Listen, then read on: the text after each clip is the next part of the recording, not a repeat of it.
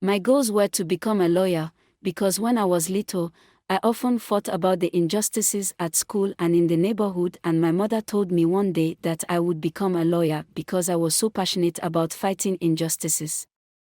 The way she explained to me the role of a lawyer and how to wear a robe, I kept in mind that I would become a lawyer after I graduated. However, due to various atrocities, I was unable to realize my dream. It all started on March 1, 2003. I remember, I was 14 years old at the time of the rebels of Biamulin who came to support the late President Patas. In short, we fled with my mother to find refuge on the hill of Bazubangui under the mountain. Unfortunately, the rebels had already taken the hill. We were many, women, children, old people, men, all identities mixed. They started shooting in the air. We were all terrorized. They started pouncing on everyone, undressing each other and started sleeping with us. That was the place where I lost my virginity and my beloved mother. Because the man who had kidnapped me wanted to sleep with my mother again. He didn't want to. She slapped him and he pulled out his knife and slashed my mother in front of me. We left the body in the bush, her body including those who were killed and slashed by the rebels. We came to a deserted village where people fled from everywhere in the late evening. After 3 days, the relatives who had heard about the place we had fled to came to look for their families. My maternal uncle was among them. I thought that if I came to my uncle I would be safe, but that was not the case. Just because he is an alcoholic, I was handed over to his wife who obliged me to prostitute myself and earn money for her. If I don't, I will be thrown out of the house. She forced me into prostitution for 4 years without my uncle knowing. I got pregnant twice and she aborted me with traditional medicines. During my 3rd pregnancy, I left home to seek refuge with a woman who sold chikwan. I took the opportunity to return to her as she was alone and helped her run her small business and also find some peace.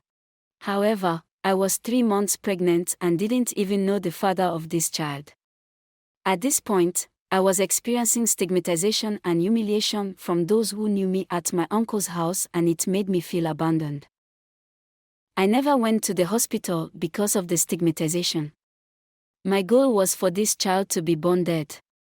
Unfortunately, I gave birth at home with the woman who was hosting me. It was a boy.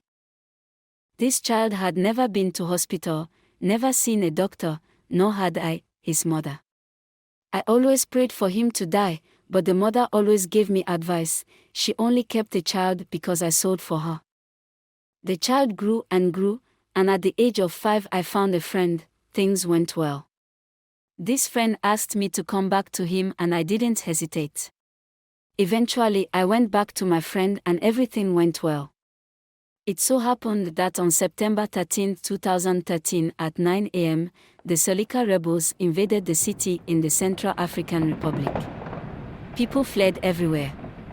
Unfortunately, I thought I was safe by hiding in the house. That's when I was raped again by 3 armed men who broke down the door. They came in to find me and started asking me who was here with me.